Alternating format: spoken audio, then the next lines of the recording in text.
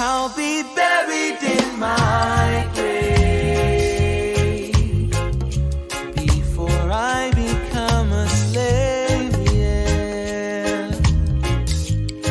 That is what I heard them say way back in the day. I'll be buried in my grave before I become a slave, yeah, yeah. But it seems like since that day, yeah, we have sorely changed.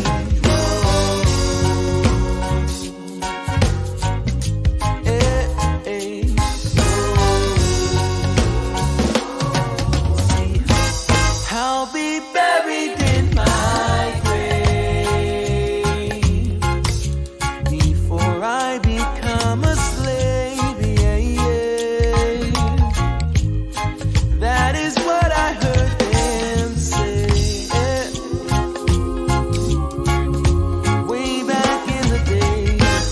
I'll be buried in my grave before I become a slave, yeah, yeah. But it seems like since that day, yeah, we have sorely changed. Whoa. Hey, hey. Whoa, oh, oh, oh, oh, oh, oh. Whoa, oh, oh, oh, oh, oh, And now, live from beautiful Myrtle Beach, South Carolina, you're watching My Fellow Americans with your host, Spike Cohen. Yes, it's me. Yes. Yes, thank you so much. Thank you for joining us. Keep clapping. Keep clapping. Clap for the February miracle. How would we know that you wanted the February miracle if you didn't keep clapping?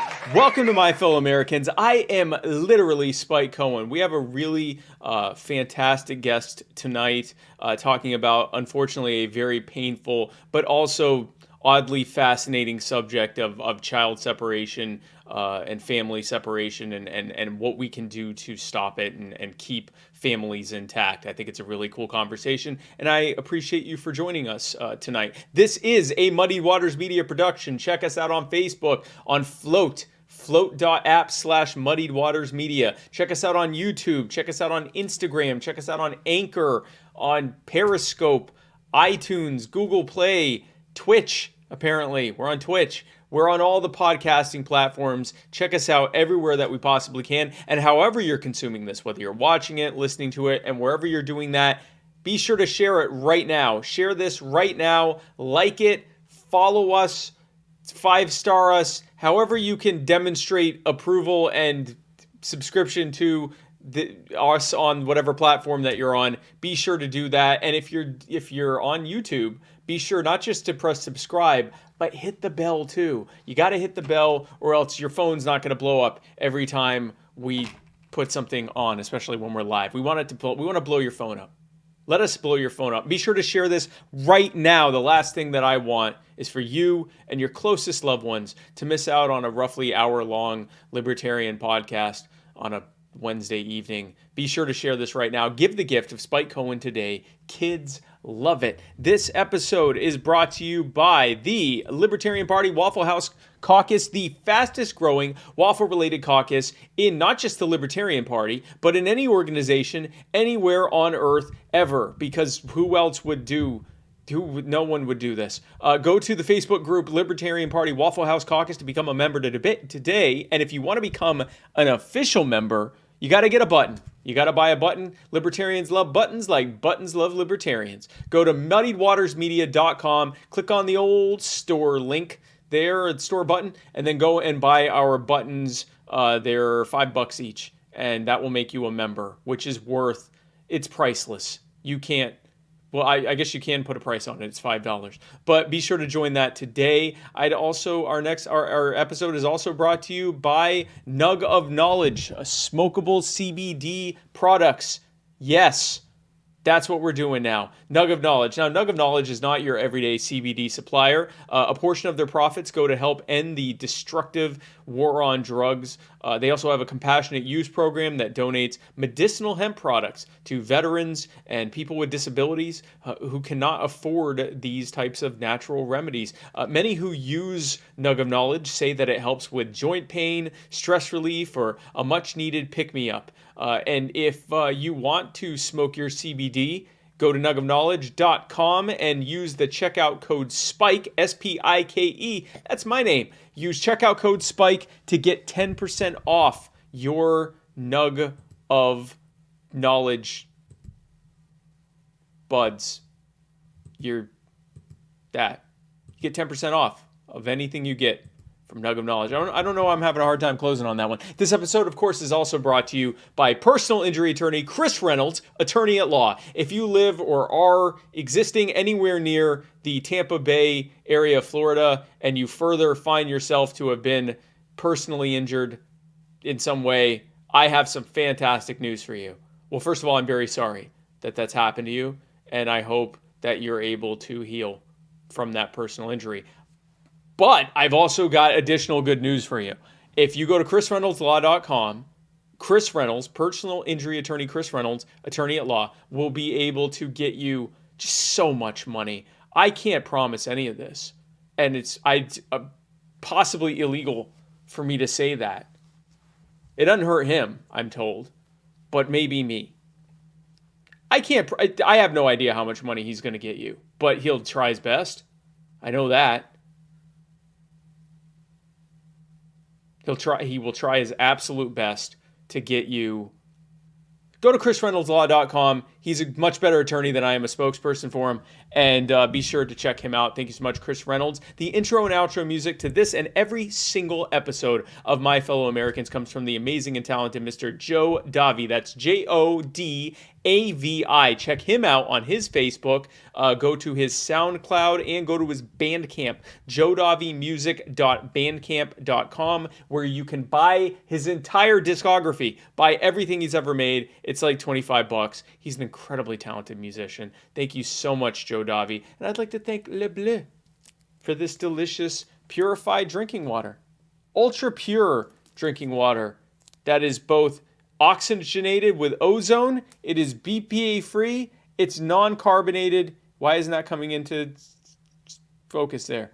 It's kosher certified, and it's also made in the USA. These are all characteristics that I also share. Although I don't know if I'm oxygenated with ozone, but I am BPA free. I am non-carbonated. I don't know if I've been certified as kosher, but I am kosher-ish. And I also am made in the USA. So in a way, I already am 70% this, or 60%, whatever percent water we are. I am that percent of this, because this is the water I drink. But also, I am this as well. Gonna think that out a little bit more later. Bulavanaka. Oh, that's delicious. You're going to see me chugging this water. This water is so good. Shout out to Tehran Turks' mom and him, as always. Folks, my guest tonight is an author, historian, and professor. She is the chair of the Women, Gender, and Sexuality Studies program at the University of Massachusetts Amherst. I can't even say it right. Her newest book is, and my dad's going to be upset at me because he's from Massachusetts. Most of my family is actually from Massachusetts. Her newest book is Taking Children, A History of American Terror, which talks about the long and sordid history of institutionalized child kidnapping in America. Ladies and gentlemen, my fellow Americans, please welcome to the show my next guest, Professor Laura Briggs. Laura, thank you so much for coming on the show. I greatly appreciate it. Thank you for having me. Absolutely. This is a very interesting subject to me. It is heartbreaking what is happening and what has happened as it relates to just the disregard for the sanctity of the family that is shown so often by government. And I really appreciate an opportunity to talk with an expert about this subject. Well, I can't say I'm happy to talk about it. I wish that it were not the case. And Yeah. I wish that people were not continuing to experience the loss of children for reasons having to do with racialized terror. Yeah. But nevertheless, I'm anxious to talk about it. Well, I join you in that. And folks, be sure to comment with your thoughts and questions. Muddied admins are standing by to tell you if you are right or wrong. Now, Laura, I always ask, whenever I have a guest on that I've not talked to before, I always ask, what is it that got you interested initially in this subject of just child taking children and family separation? What was it, a moment that happened that struck you, or did it just sort of your overall studies bring you to it? What brought you to this subject? Well, I've been writing and thinking about reproductive politics for about 20 years. And in 2017, 2018, when we started hearing about the child separation of those who were applying for asylum at the border and separating children from kin and caregivers, I was devastated and not at all shocked. I wrote a book that came out in 2012 called Somebody's Children, and the very last chapter in that book, I'm saying, the next thing that we're going to look at is going to be the separation of children from migrants and people crossing the US border. And Right. I couldn't, I wrote that thinking, well, if I write it down, that'll stop it, right? And of course, it's a naive hope. Nobody Yeah. pays that much attention to historians, but it was shocking and devastating.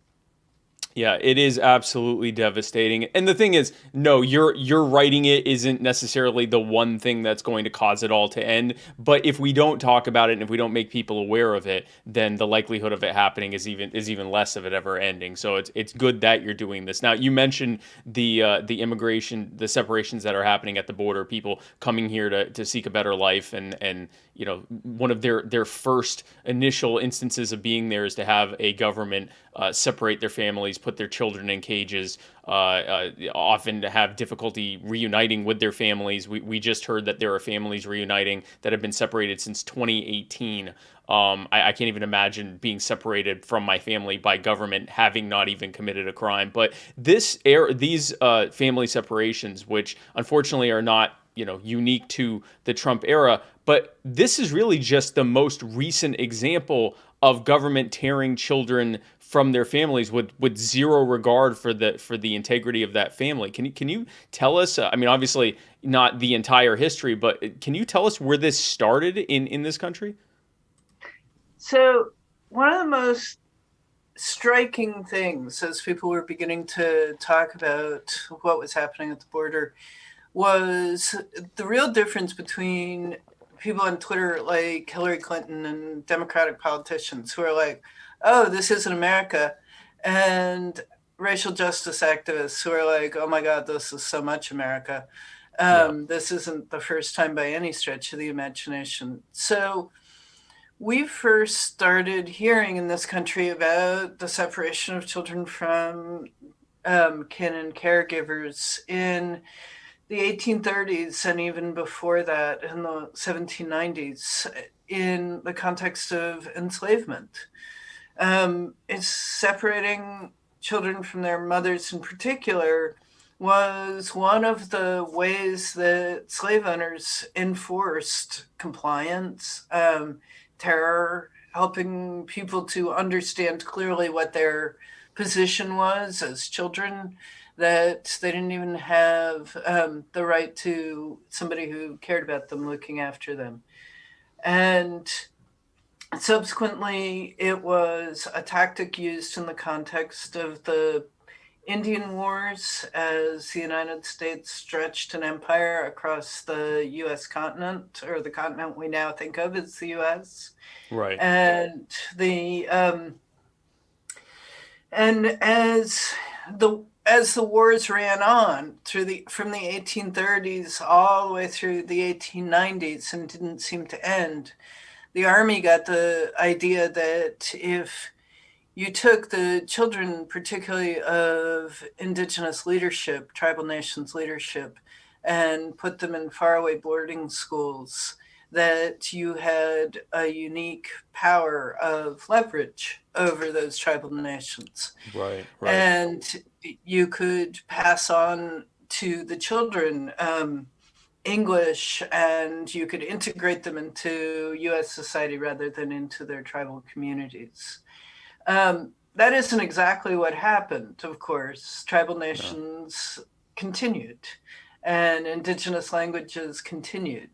But nevertheless, that was very much the dream of the Army, as it essentially went from holding indigenous children and adults together in prison camps to essentially creating prison camps that were called boarding schools. So, And go ahead. so basically, the homogenization of American society, even if it means destroying entire lineages and families in the process. That was very much the vision, is if only you could assimilate indigenous children into sort of the dominant society, make them Christian, make them speak English, then they would lose what one report called the tribal and clannish organization that positioned them in hostile opposition to the Anglo society. Wow. And it's important to realize that was not ages ago. There are very much people still alive and walking among us who attended boarding schools, or who are the children of people who attended boarding schools. The boarding school experience is still a significant part of indigenous communities. But so too is what essentially turned into the next phase of child taking in the 20th century.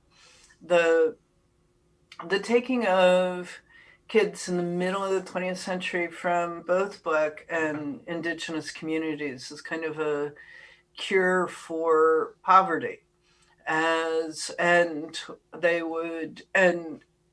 the entry of large numbers of kids into the US foster care system, that actually really got its start in the context of the civil rights movement and the fight over desegregation. The important thing about desegregation that we always forget is actually that it was a children's crusade. School desegregation was about children. And the work of civil rights marches and so on was often carried forward by children. And the more white supremacists sought to discredit the Black community that was demanding an end to segregation, they focused on the children of single mothers. They focused on welfare and saying that everybody was a welfare cheat. And so they sought to take away their kids. And the size of the child welfare system doubled in the 1960s as children were taken from Black families.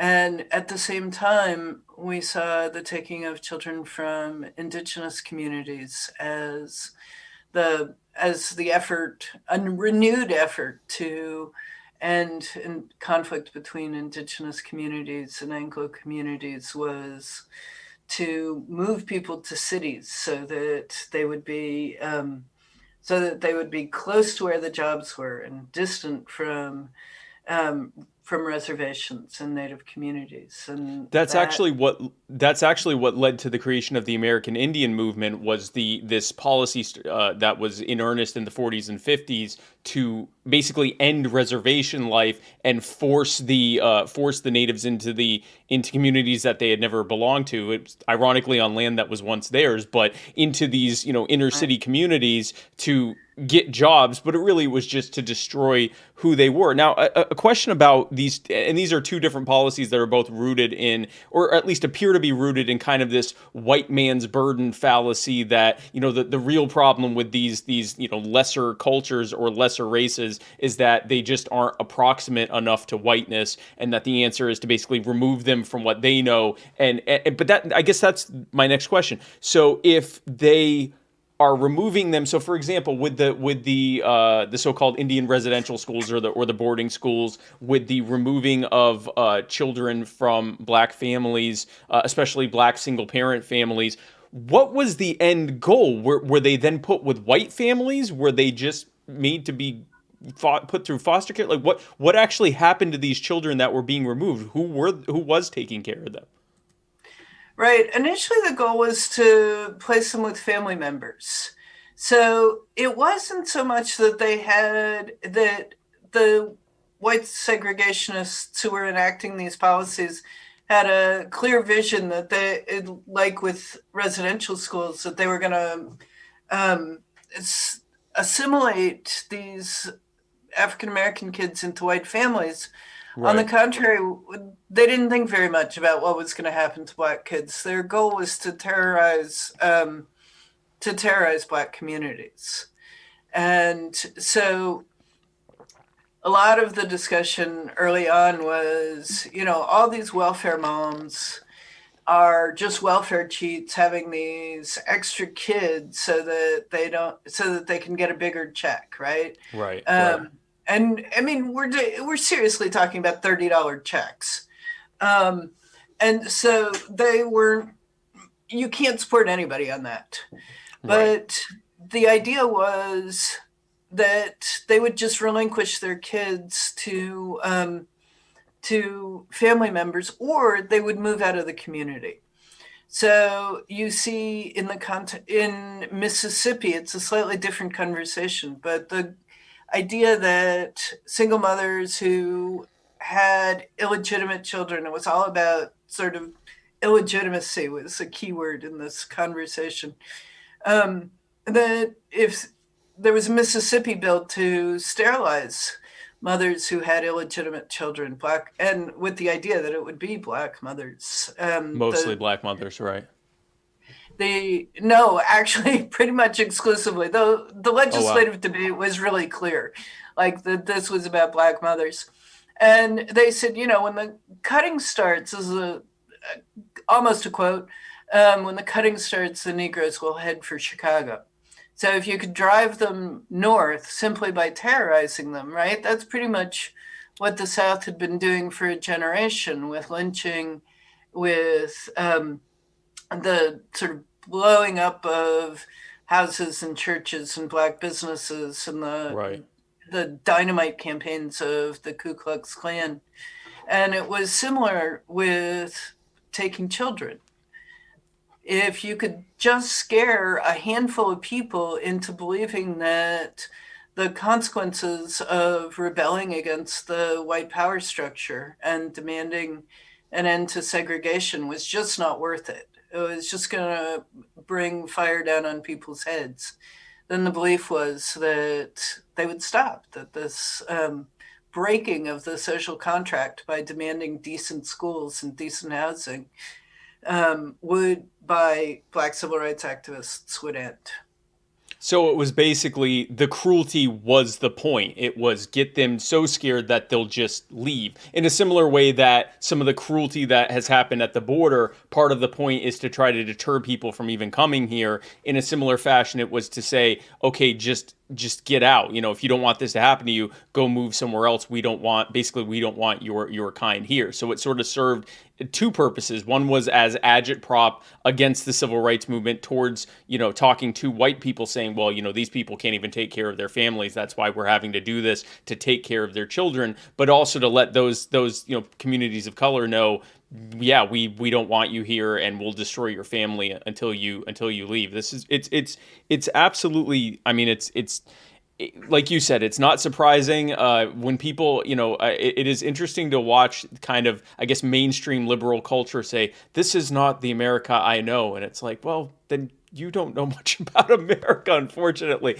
And, this isn't about hating America, but let's be honest, like this is very much part and parcel of American policy. Actually, the times when it hasn't happened have been the departures from American policy. Now, this actually, correct me if I'm wrong, but this started, especially in communities of color, even before the founding of the United States, during the period when slaves were still being imported, and then even after that, when slavery importation ended, and there was the breeding of slaves, some of this happened as not even necessarily as a policy of cruelty, but just as a policy of treating people like livestock, where they would basically auction off or split up families because because the mother was bought by this owner, and the children or the father was bought by this owner. Is that correct? That it was basically they were put on a chopping block the same way that like a litter of animals would be put? Right. One of the horrors of chattel slavery is that it turned people into objects and made children available as property that could settle debts, be passed down through inheritance, that made profit for people. And one of the things you were talking about is that there have been both liberal and conservative justifications for this, right? There's been we should assimilate people to white culture, and we can do that through taking their children, which, is the sort of thing you can only imagine about a group of people who are racialized or who are impoverished in such a way that you hold them differently in your mind, right? Right. I would never say to you, you would never say to me, as like people who respect each other, oh, I'm going to take your kid because like that's going to give your kid a better opportunity. Right. Right? In the absence of one of us abusing our children or something like that, if it's just looking at you and saying, "Oh, I don't think that the way you're living is up to my standards, so I'm just going to take your kid from you because they'll live a much better life with me." Right. Yeah. Right. Even if it's that I don't have indoor plumbing or I'm just barely getting by, like, it's not a solution to poverty in the way that, say, programs that enable people to have decent housing and food are, to take their children. And then there's the other rationale, which is just terror. Yeah. Yeah. So it is the dual purpose of propagandizing these communities as basically being unfit to take care of themselves. That's why we have to do this to them. But also with the wink, wink to that community of, no, we know what we're doing to you is terrible, and if you want it to end, get away from us. Get out of our land and go somewhere else because we're just going to make it worse. So the Indian residential schools.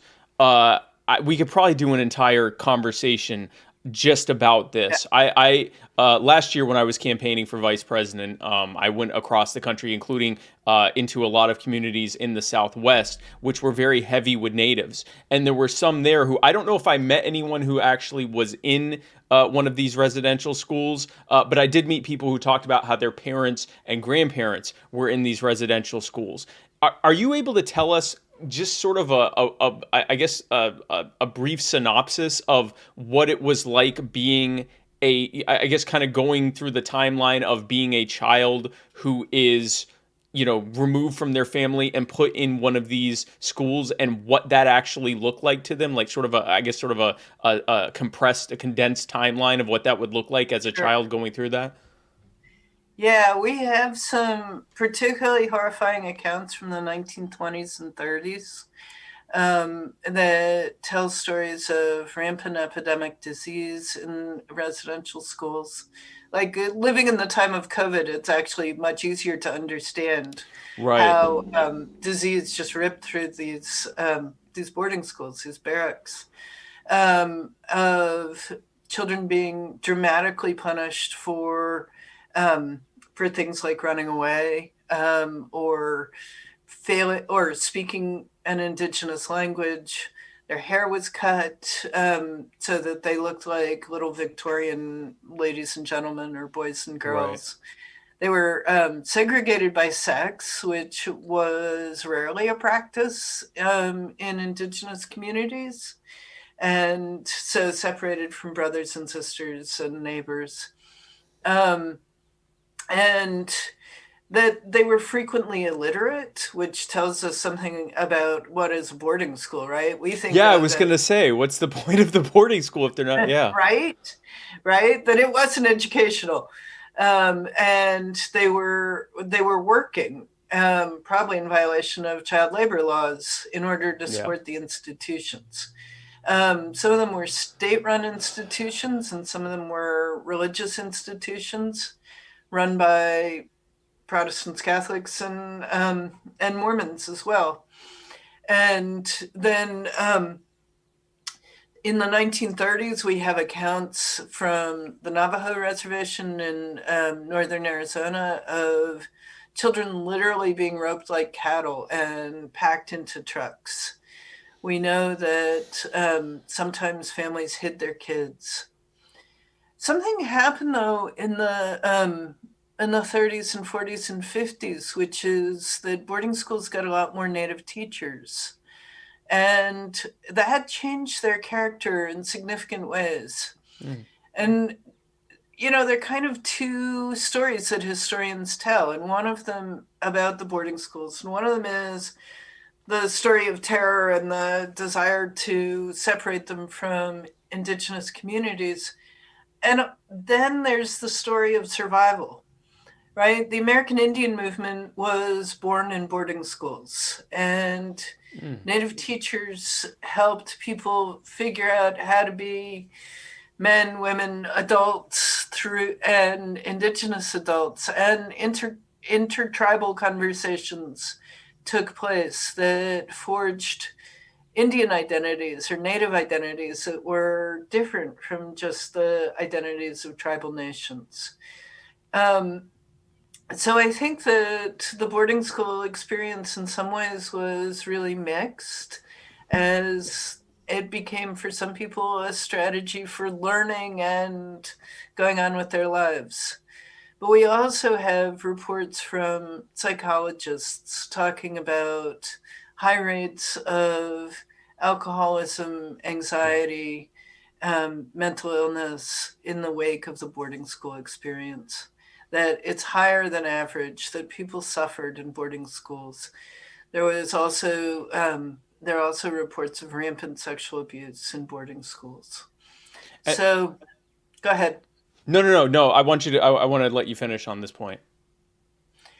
So, because Native survival ran through the boarding schools, and Native survival is also the story of the United States, we don't want to just remember them for their horrors, but also for the ways that people made something else of them.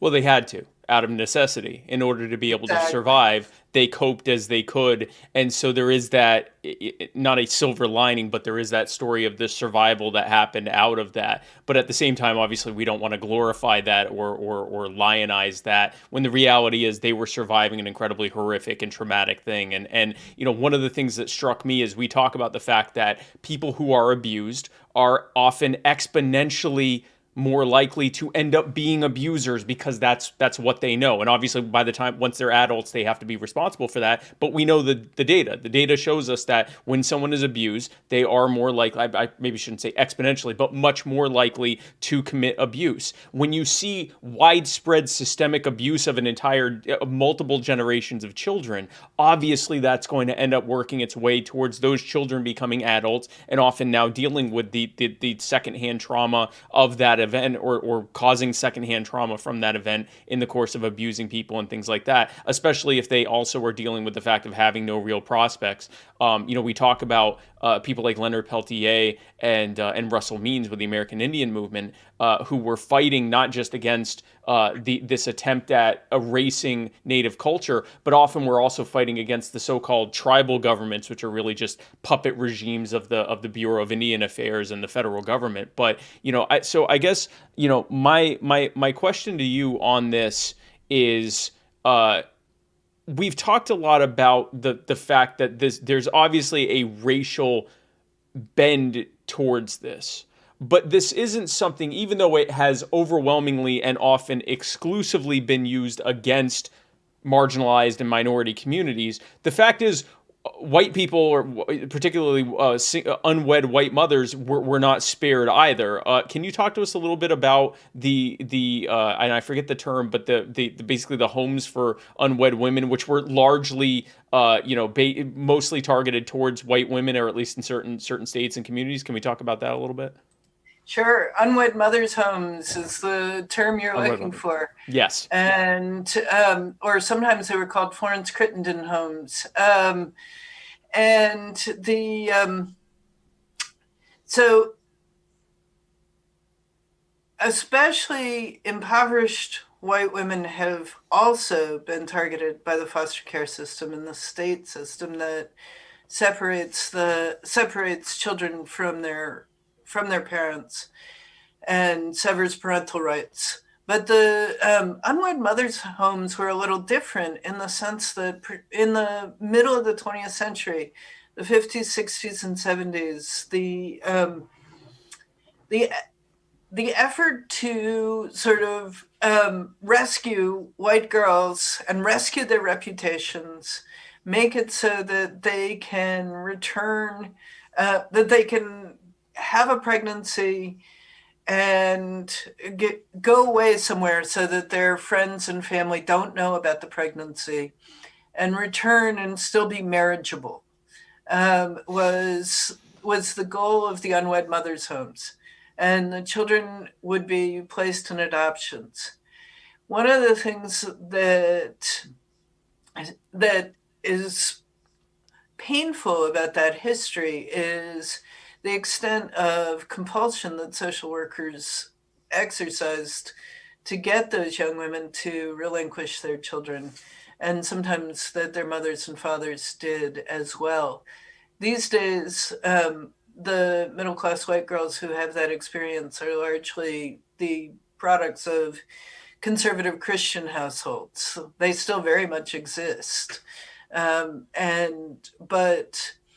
the interesting thing, or the poignant thing, is that by the middle and late 1970s, as it became marginally possible for a single white woman to support their children, they stopped relinquishing them in very big numbers for adoption. And many people attribute that shift, mistakenly, I think, to the rise in abortion. It happened before abortion became legal throughout the country, that the rates of placing kids in adoption, white babies, dropped dramatically. Girls of color were largely unwelcome in unwed mothers' homes because the unwed mothers' homes sort of depended for their economics on the adoption fees for placing those babies. So they were baby mills. In many ways, yes. And they didn't think that they could get the same fees for children of color. And so sometimes you see, like, the National Urban League trying to create spaces so that respectable Black girls can place babies in adoption without having to suffer the consequences of what in the middle of the century people would have said, a tragic mistake, a one-time mistake. Right. This is so, and what's incredible about this, Laura, is that this is all based on maintaining a lie. The whole concept of purity culture, for lack of a better word, is supposed to be, well, we want to keep mostly our women, but basically our young ones, targeted mostly towards women because it's obviously their fault. But we want to keep our women, our girls, pure so that they can, save themselves for the man that they were intended for, basically. Or if you want to look at it more in a more egalitarian way, that our children are kept pure for their eventual spouse, that they'll be able to enter into holy matrimony, having not, sinned against God or whatever, or fornicated or whatever. And yet, when someone violates this, when someone, has a child out of wedlock, their answer was to erase it and to basically pretend it didn't happen by putting the girl in a home and basically, like you said, coercing her and her family to give up the child for adoption, and then it turned into a racket. So now they're doing it. Now they're making money from it. I'm sure they've convinced themselves that this was, well, we're just, keeping these girls respect, but they're not. They're not keeping them respectable. They're propagating a lie of purity while simultaneously creating a baby racket. How long approximately did this go on? You said that it kind of fell apart in the 50s and 60s. How was this like a 20-year thing? Like how many generations were affected by this? Well, you can still find places like that all over the South in particular. Okay. And the unwed mothers' homes now are a little different in that they might have more married women, more older women. But the other thing is, as you were sort of struggling for non-gendered language, and I would actually very much use gendered language to talk about what for this one. Yeah, you kind of have to. Yeah. Because what they were really trying to do was create families with fathers, right? That's why all this stuff about if she just gets married, it's okay, even if she's 14. And so the whole thing about a shotgun wedding is, of course, the outcome of an illicit pregnancy. But if we think about sort of the middle of the 20th century as a period when illegitimate children, so-called illegitimate children, had all sorts of legal disabilities. This was also part of what was at stake in the South in the 50s and 60s, and calling Black babies or Black children illegitimate is that they could be banned from schools. And obviously they could be banned from government programs, and that was the point. So we see large numbers of girls in unwed mothers' homes through the 1970s, but there are girls and women in unwed mothers' homes today. Right now. So it may not have the same level of prominence that it once had, but this is still a thing that's very much going on, and still for the same reasons, this idea of maintaining purity within those circles that still are putting such a premium on such a thing. Again, by being total lying hypocrites about the whole thing, we're going to maintain purity by lying about the fact that this poor girl has already dared to have sex outside of wedlock and dared to end up, or probably didn't know any better, end up getting pregnant as a result of it. We're just going to hide the whole thing. We could probably go into a whole other thing about how this reflects on, the pro-life movement. I think wherever you fall. I know, I'm thinking that exactly as you're saying this, or that we could talk about 1996 and the welfare reform debate.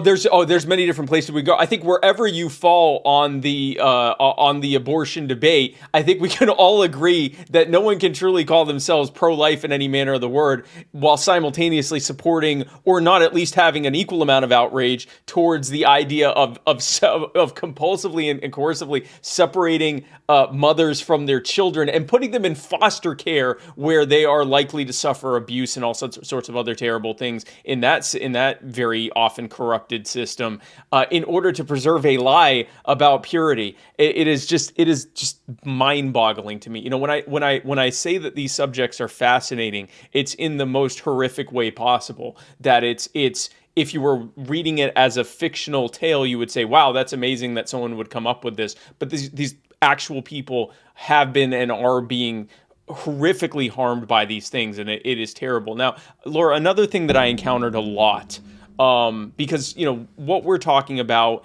is the tale of what often happens with centralized power systems, which is that they use their most cruel techniques and their worst harms often against those who are the least able to protect themselves against it, because predators tend to go after the easiest prey. So the poor, communities of color, gender and sexual minorities, religious and ethnic minorities, immigrants, indigenous people, all of the groups that we would expect to be the ones that are the most disproportionately harmed by these things often are. And to that end, when I was going around the country, I often spoke with parents, particularly mothers, but often actual two-parent households as well, usually below the poverty line, who would come to my event because they wanted to talk about abuse by CPS, Children's Protective Services, or DSS, Department of Social Services, the different names in different states. But they would tell me these, I want to say unbelievable stories, except I heard them so often that I can't use the word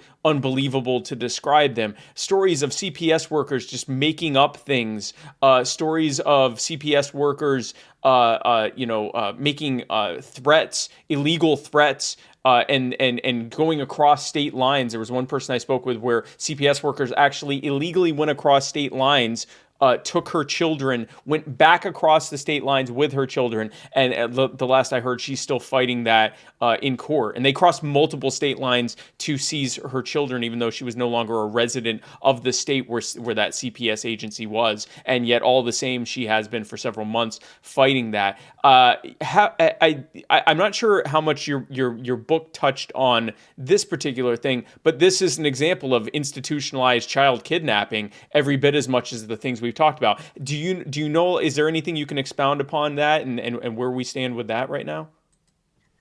Yeah, absolutely. There's nothing more dangerous than somebody who thinks they're rescuing a child, right? Yeah. The ways that state actors, social workers get involved in really terrifyingly coercive activities because they think they're rescuing a child.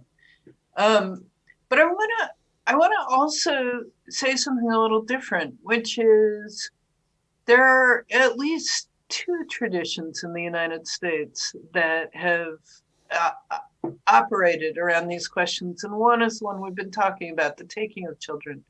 But there have also been generation after generation activists who have fought back against it. Mm-hmm. And two things leave me much more optimistic than I was even when I wrote the book a year ago. And that is, one is the mobilization last summer by Black Lives Matter, the Movement for Black Lives, which in their new vision statement, the 2020 vision statement, has really articulated a critique of the foster care system as central to the politics of state coercion and racialized state coercion. Organizations like the Movement for Family Power in Brooklyn have taken national leadership around these questions. And the other thing that has changed is that immigration activists, I think, can take a lot of credit for the election of Joe Biden. And the Biden administration seems to have not yet forgotten that. And I hope not. I mean, I've been reading the executive orders as they've come out from the Biden administration, the deportation ban, the ban on taking children, and the uneasy relationship between the Biden administration and its own agency, its own Yep. ICE. ICE. Yep. ICE has continued to deport children and babies since the Biden executive order was issued, now 10 days ago. And day before yesterday, ICE sent out a deportation flight to Haiti, where, which is, one of the craziest places you could send children and infants to right now in the midst of a lot of political violence. Right. But the election of the Biden administration has provided new avenues for immigration activists to demand a different kind of accountability, not just around the taking of children and babies, but around immigration in general. I mean, one of the things that we can remember from the slavery period is that anti-slavery activists, abolitionists, focused on the taking of children from mothers as a way to describe the horrors of slavery in general. And I think we can, in a parallel way, we can look to the taking of children from asylum seekers as a leading issue that has brought a lot of attention to what's happening to immigrants in general. Because, of course, the Trump administration was not the first to take the children of immigrants. It was the George W. Bush administration separated them and put them in detention. Even the Reagan administration, although a much smaller number. And so there's been a lot of pushback now against not only the deliberate separating of families, but the kinds of activities for which separating families is an inevitable byproduct, like deportations, even of adults, right?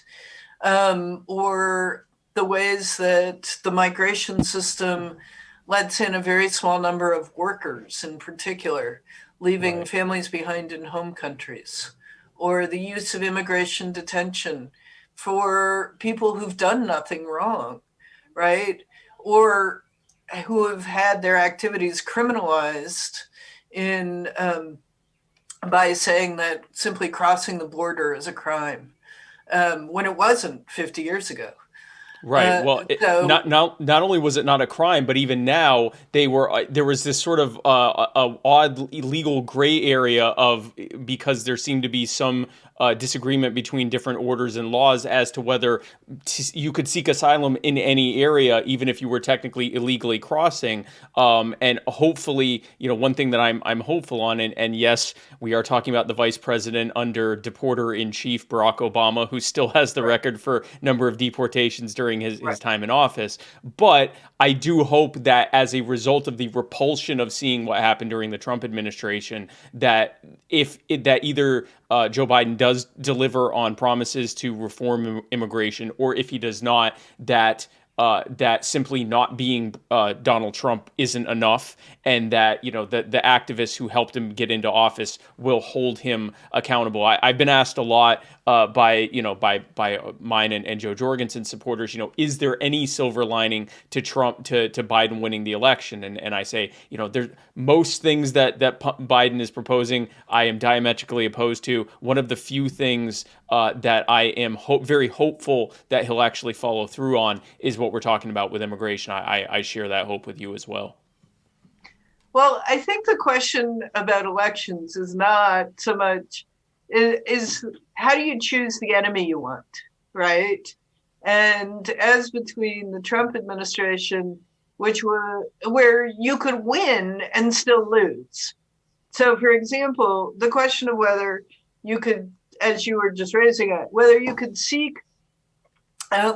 cross the border to seek asylum and, immediately turn yourself into a Border Patrol agent and say, I have a fear of persecution or death in my home country. And so do everything right under the international asylum system, and US laws apparently, and still be criminalized. That was the Trump administration. And then immigration lawyers went to court and said, this is ridiculous. This isn't the law, that you can't do this. And they would lose, and they would continue to do it, right? The court said, that's it. So with the Biden administration, you have a separation between people who might have been neighbors, some of whom are characterized as illegal immigrants and some who are characterized as asylum seekers. And now asylum seekers can cross and ask for an asylum hearing, but immigrants who cross are at serious risk of being criminalized. Yeah. And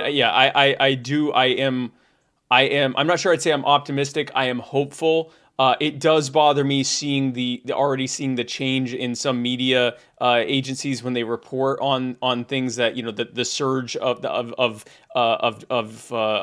expected unaccompanied minors and families that are or unaccompanied minors, meaning people that are coming with a guardian other than their parents, who are coming to the borders, and suddenly the camps and cages are being referred to as overflow facilities. I'm hopeful that this is not going to just be putting a happy face on strikingly similar policies. I hope there is a real change when it comes to this. I also hope that we eventually address the fact that, and again, we could do a whole other show about this, the fact that so many of these people are coming to flee political instability that is happening as a result of the war on drugs and other infringements and intrusions on the political processes of other countries by the U.S. government. But that, again, whole other subject. But I do hope that there will be some light shine there. But before kind of wrapping this up, what are some solutions? I mean, I think one obvious solution, it's not a fix-all, but one obvious solution is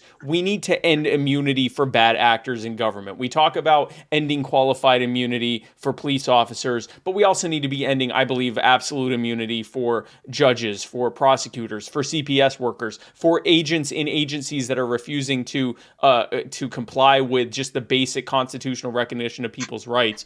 It's not a fix-all, but I think it does help. What are some other solutions that you see to make sure that this ends and that it either never happens again or is much more difficult for something like this to happen again, so that children aren't continuously being separated as a matter of policy from their families?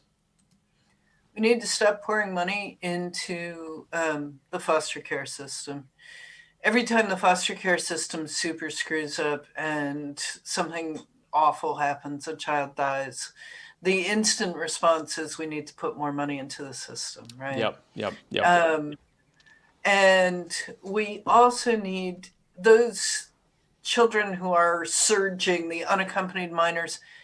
They have parents and relatives in the United States. Yes. That's why they're here. And we need to recognize that U.S. policy since at least Clinton of militarizing the border has done more to separate families than any policy of trying to terrorize asylum seekers. We need to talk about democratic solutions that give due process and power and rights to immigrants who have been recruited for generations to do the work of the United States, to do the work of picking crops, of building houses, doing construction work, and recognize that they too are entitled to have families. And we've got to stop imagining that we can build an immigration system that can recruit labor but not bring families with Bring their families, right.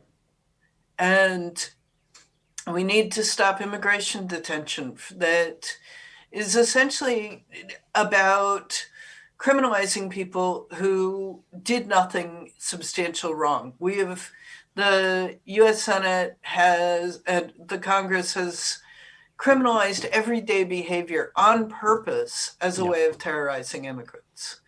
So if you, working when working while undocumented, giving a false name to a police officer, have been turned into felonies only for immigrants. We don't need a separate legal system for immigrants. We need to treat people we need to stop using citizenship to separate people. That's exactly what was done during the period of slavery.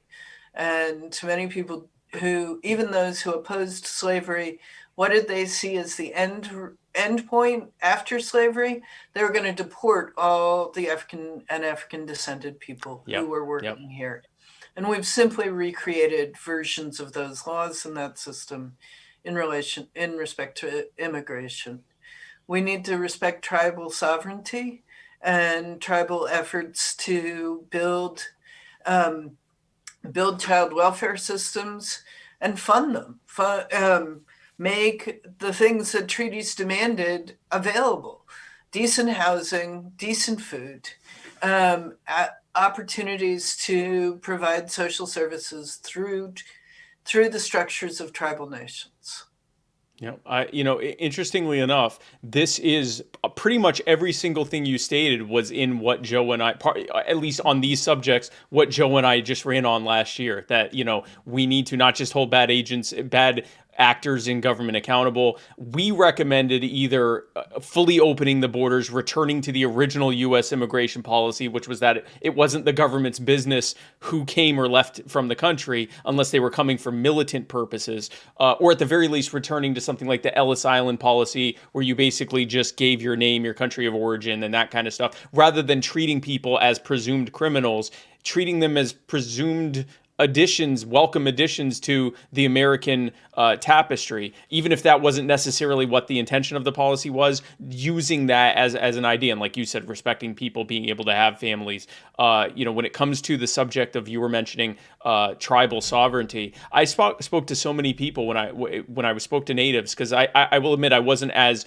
well versed on that subject as I am now, having spoken to them. And I would say, what is it that you would like to see from the federal government? And they would say, you know what? We don't even care about, the programs we were promised. Just let us use our land as we wish without having the Bureau of Indian Affairs spend years before they even respond to a request to be able to build a new addition to our farm or add livestock to our or sublet our properties or something like that. But if we do it without permission, having someone come and destroy it within a matter of days, just let us use our own land and respect the sovereignty that we were promised. So anyway, this is, like I said, we could spend hours talking about this, but I agree with you. I think that to whatever extent, government can claim the right to even exist in the first place, it needs to be existing to protect the lives and rights and well-being of the people under it and the property of the people under it, not trying to weaponize any kind of policy, much less a policy built around really bad notions about racial or ethnic superiority and things like that. So,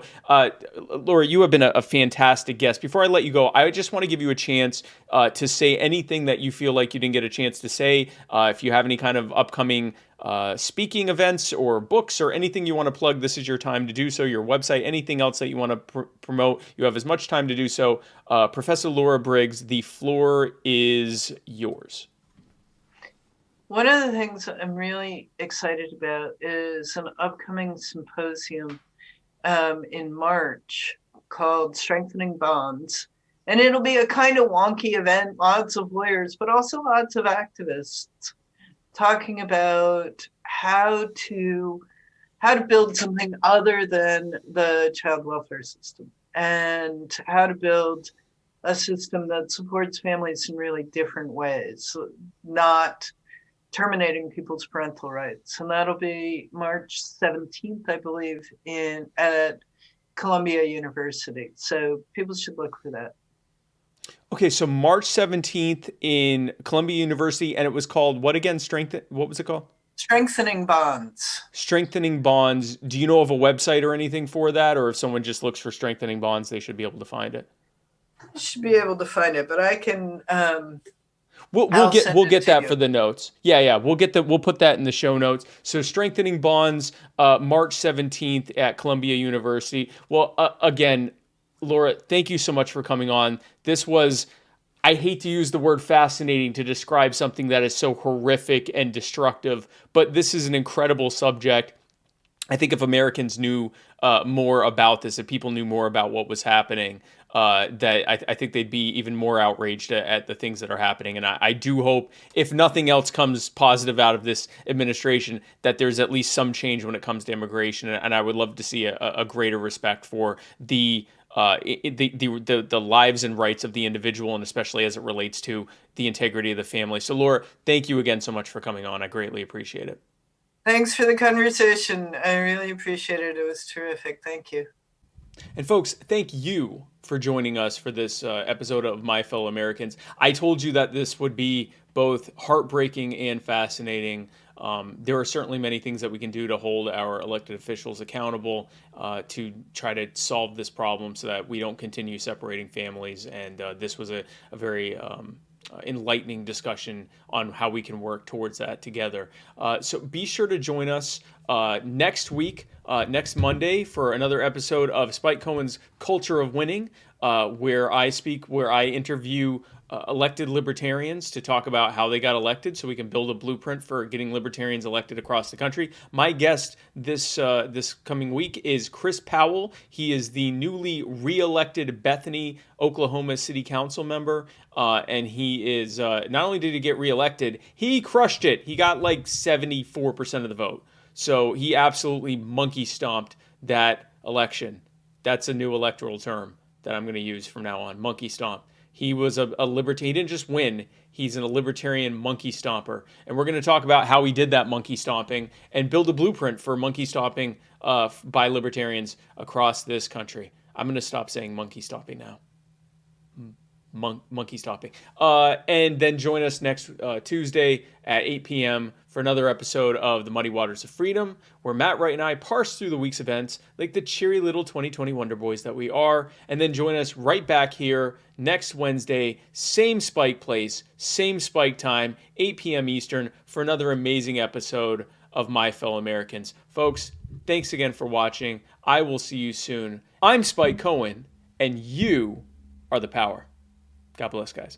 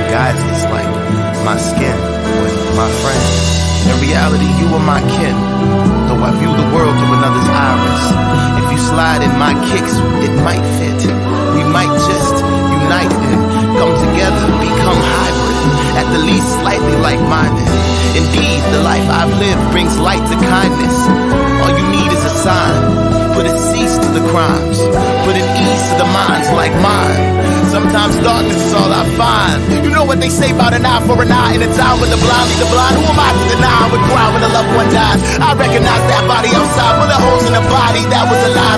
Now confined to a chalk outline. Find out how, but you never know why. It ain't even make it to the news at 9. It ain't even make it to the news at 9.